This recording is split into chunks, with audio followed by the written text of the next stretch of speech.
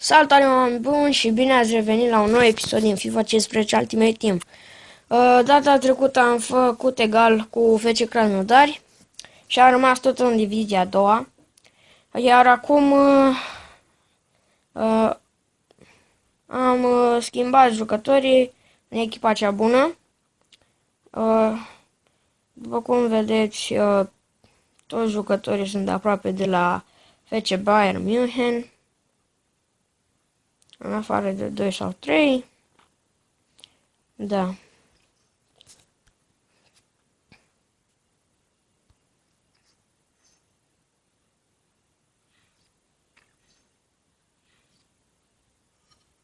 Să-i dăm niște contracte lui Boateng și nu, Van Persie nu-i dau.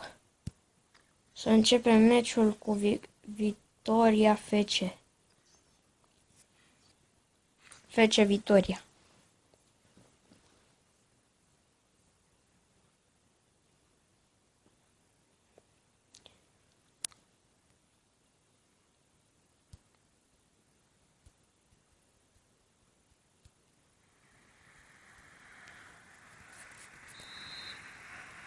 Și am dat drumul la fotbal.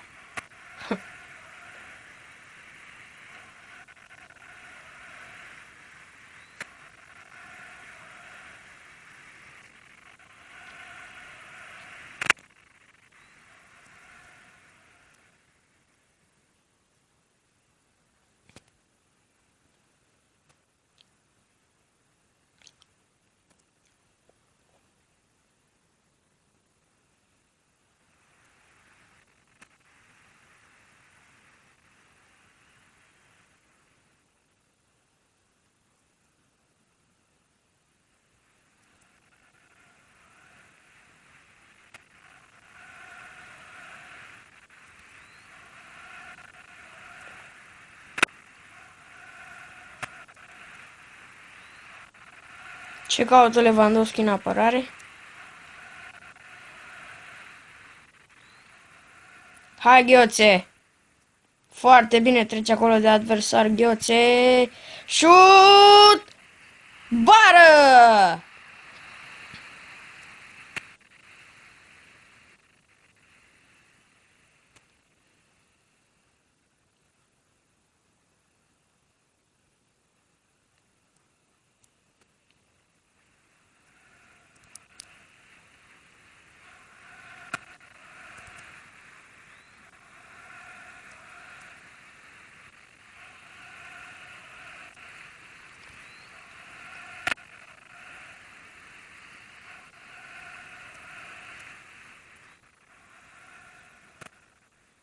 Hai, Lewandowski! Lewandowski are pace bun.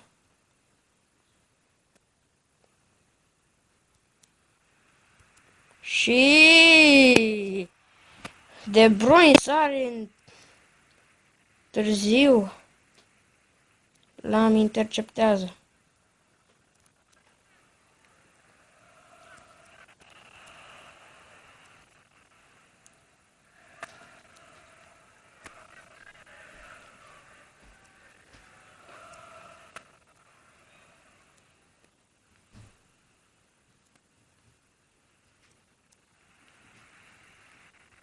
Pasa este pentru nimeni, se pare. Royce, hai Royce.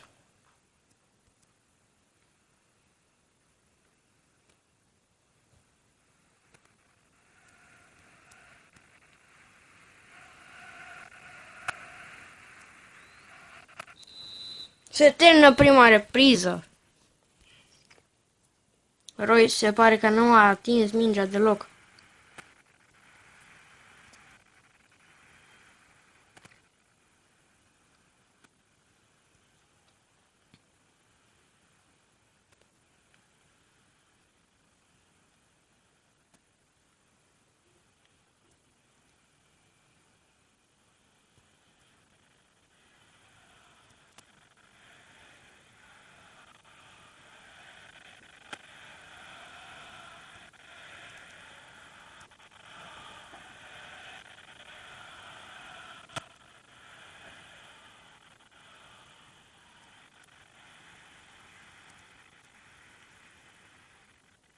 Ai, bă, nu se poate, bă. Ce naiba, mă?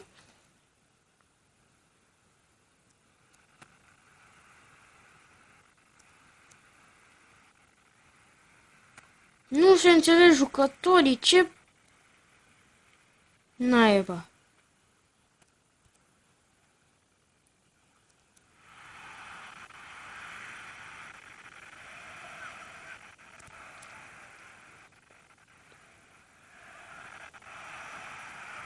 Bă, băiatule. Nu, deci dacă pierd meciul ăsta,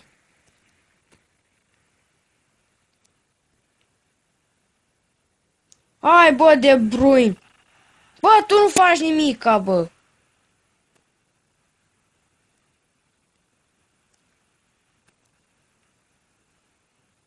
Royce.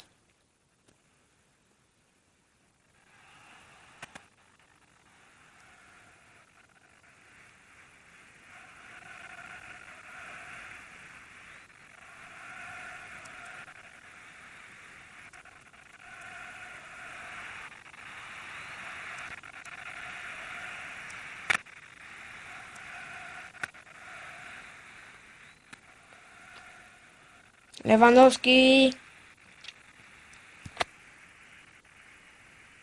Lewandowski nu face nimic.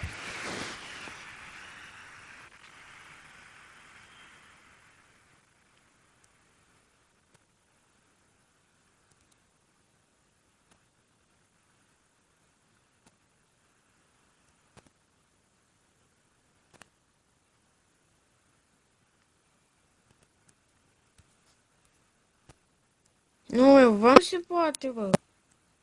Deci nu se poate așa ceva.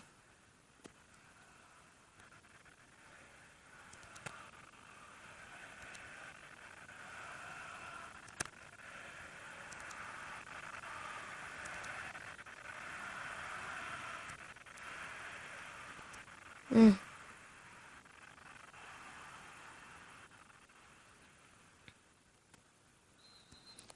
În sfârșit, lume, se pare că meciul l-am pierdut. Nu l-am câștigat, a fost egal. Asta e. Nu o să mai postez decât când voi ajunge în prima ligă. Să nu vă supărați dacă nu o să mai postez. O să postez atunci când o să ajung în prima ligă. Pentru că vedeți și dumneavoastră și voi că e puțin greu.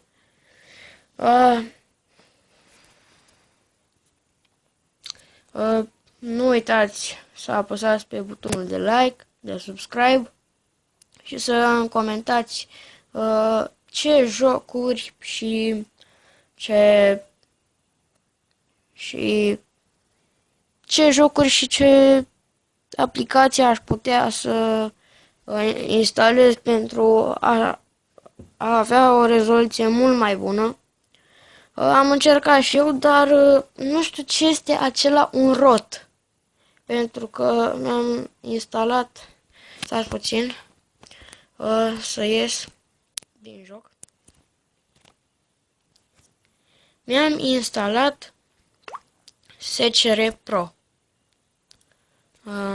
Uitați aici. Și îmi spune pentru a rula orice aplicație de captură de ecran este nevoie ca telefonul, tableta să fie deblocată pentru drepturi de admin. Există o mulțime de tutoriale pe internet care explică cum să deblocați dispozitive diferite. Vă rog, reveniți atunci când aveți drepturi de admin. Și ce reprezintă drepturi pentru ROT? Dau pe internet.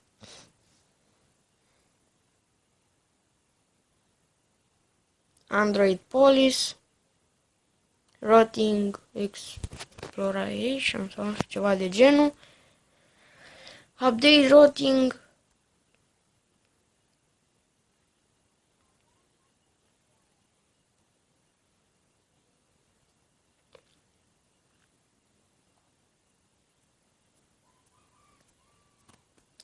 și nu spune nimic, după cum vedeți. Adică, nu că nu spune, nu scrie în română sau așa.